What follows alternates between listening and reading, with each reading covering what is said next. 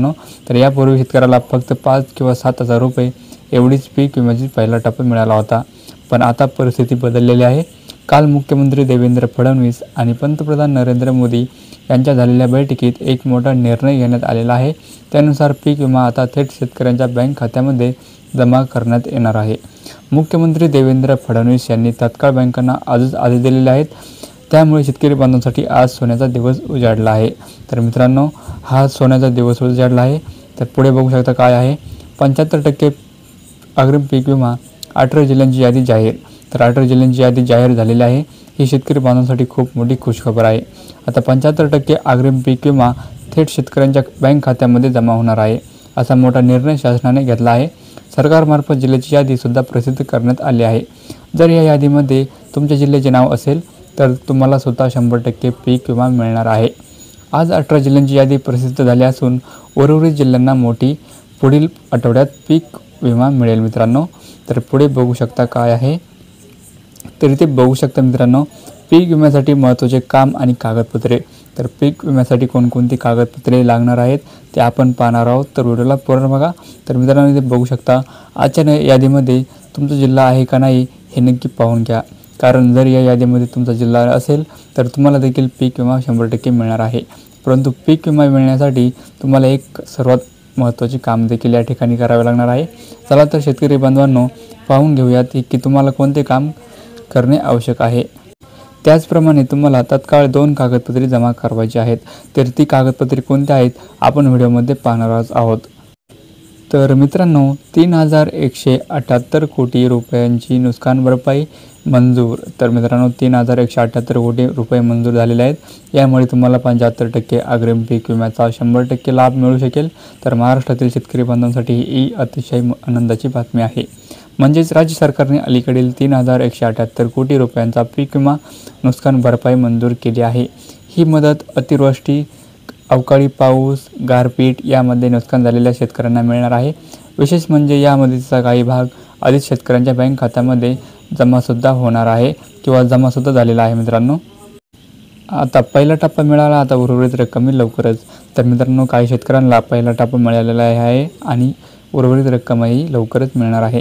तर याचा अर्थ शेतकऱ्यांना पहिला टप्पा मिळालेला आहे मित्रांनो. आता उर्वरित रक्कम ही लवकरच तुमच्या बँक खात्यामध्ये वितरित करण्यात येणार आहे.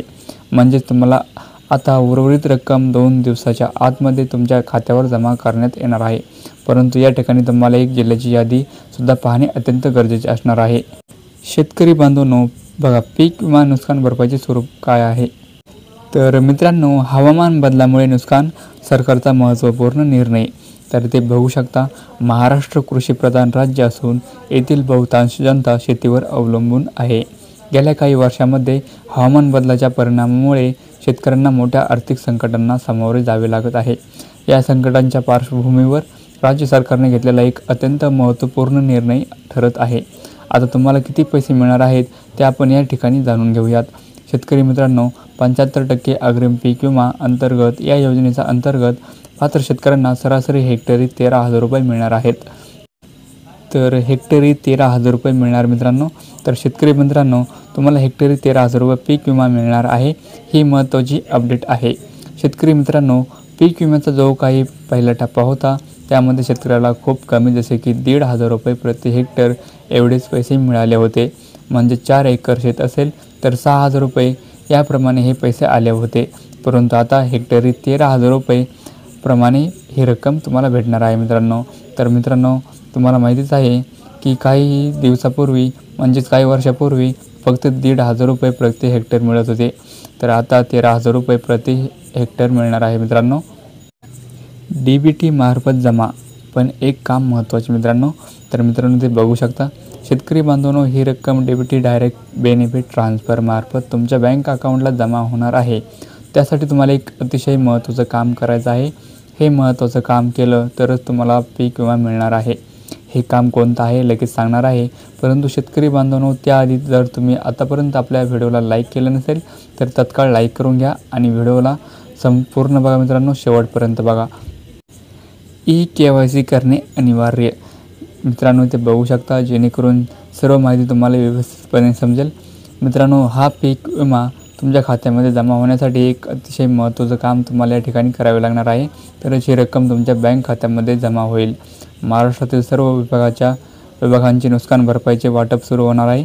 म्हणजेच मित्रांनो, जेवढे काही विभाग आहेत ते सर्व विभागामध्ये या ठिकाणी नुकसान भरपाईचे पीक विमा मिळणार आहे. तर त्यासाठी तुम्हाला KYC करणे अनिवार्य आहे. विभागांनुसार मदतीचे नियोजन. तर इथे बघू शकता, प्रत्येक विभागातील शेतकऱ्यांना विशिष्ट गरजा लक्षात घेऊन मदतीचे नियोजन या ठिकाणी करण्यात आले आहे. तर आता आपण या ठिकाणी जिल्ह्याची यादी पाहून घेऊयात.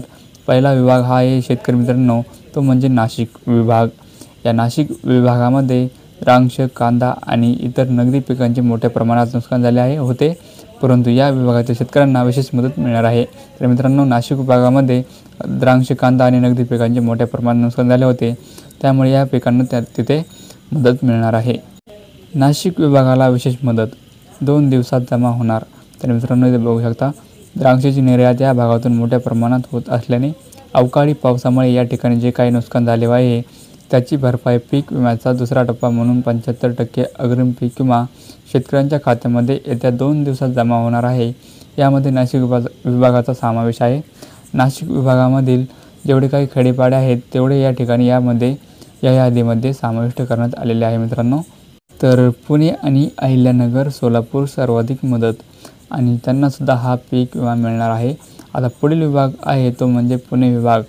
त्यानंतर बघा, अहिल्यानगर, सोलापूर जिल्ह्यातील शेतकऱ्यांना सर्वाधिक मदत या ठिकाणी मिळणार आहे. त्यानंतर आता या ठिकाणी पहा, अहिल्यानगर हा जिल्हा आहे तो म्हणजे अहमदनगर जिल्हा. म्हणजे शेतकरी मित्रांनो, सर्वाधिक मदत या ठिकाणी अहिल्यानगर या जिल्ह्यांना मिळणार आहे. ऊस, बटाटा, तेलबी पिकांचे नुकसान, तंत्रज्ञानास प्रोत्साहन. तर या भागामध्ये ऊस, बटाटा आणि तेलबी या पिकाचे मोठ्या प्रमाणात नुकसान झालेले होते. बघा, या ठिकाणी पुणे विभागातील शेतकऱ्यांना ऊस उत्पादनासाठी आधुनिक तंत्रज्ञान वापरण्यास प्रोत्साहन देखील देण्यात येणार आहे. तर पहा, पीक विमा पुणे विभागातील अहमदनगर, सोलापूर जिल्ह्याला देखील मिळाला आहे. आता पुढील विभाग आहे, या ठिकाणी आपण पाहून घेऊयात शेतकरी मित्रांनो, कोल्हापूर हा विभाग. कोल्हापूर विभाग ऊस उत्पादकांना विशेष फायदा. तर कोल्हापूर विभागातील सातारा, सांगली आणि कोल्हापूर जिल्ह्यातील शेतकऱ्यांना सुद्धा मदत या ठिकाणी देण्यात येणार आहे. या भागामध्ये साखर कारखान्यांची संख्या जास्त असल्यामुळे ऊस उत्पादक शेतकऱ्यांना या मदतीचा विशेष फायदा होणार आहे. आता ऊस उत्पादकच नाही तर कापूस, हरभरा, ज्वारी जेवढे काही पिकाचे नुकसान झाले आहे त्या सर्व पिकांना नुकसान भरपाई मिळणार आहे. तर मित्रांनो, इथे बघू शकता, सर्व पिकांना इथे नुकसान भरपाई मिळणार आहे. कोल्हापूर जिल्ह्यामध्ये विशेष फायदा होणार आहे ऊस उत्पादकांना. तर इथे पुढे बघू शकता, तर इथे आहे. परंतु पहा, जास्तीत जास्त पाऊस उत्पादक शेतकऱ्यांना, तर मित्रांनो जास्तीत जास्त ऊस उत्पादक शेतकऱ्यांना भरपाई मिळू शकेल मित्रांनो. आता शेतकरी बांधवांनो बघा, वाटेगाव, शिराळा आणि कवटेमाळ तालुक्यातील गारपिटीमुळे झालेल्या नुकसानीची भरपाई पीक विम्याच्या दुसऱ्या टप्प्याला प्राधान्य देण्यात येणार आहे. या विभागातील भूमिगत पाणी पातळी वाढवण्यासाठी विशेष योजना या ठिकाणी राबविण्यात येणार आहेत. परंतु पहा, आता या भागातील शेतकऱ्यांना पीक विम्याचा दुसरा टप्पा येत्या 2 दिवसात जमा होणार आहे. तर इथे पुढे बघू शकता, छत्रपती संभाजीनगर विभाग, मराठवाडा दुष्काळी भागाला अधिक मदत. तर तुम्हाला माहीतच आहे की छत्रपती संभाजीनगर विभाग खूप दुष्काळीचा विभाग आहे मित्रांनो. तर आता पुढील विभाग आहे छत्रपती संभाजीनगर विभाग. आता पहा, छत्रपती संभाजीनगर विभागामध्ये म्हणजेच औरंगाबाद, जालना आणि बीड या जिल्ह्यातील शेतकऱ्यांना सुद्धा मदत ही मिळणार आहे. बघा, मराठवाड्यातील दुष्काळी परिस्थितीमुळे या भागातील शेतकऱ्यांना अधिक मदत या ठिकाणी मिळणार आहे.